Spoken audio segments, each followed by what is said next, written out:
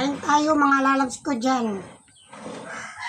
Alam ba ninyo, ang pagkain ko ngayon ay bugas nga umay. At ima naman, ang akong glue. Ay man akong isda. Okra, ang katong bawang tinoon. Ngayon, bunay. Bunay nga tinoon gat. At lima, adi kita guro. Gatas. Kinanglan, diri kada adlaw liwat. An may na kwarta. Anwari kwarta, biso sa kasimana, pwede nanwari kwarta.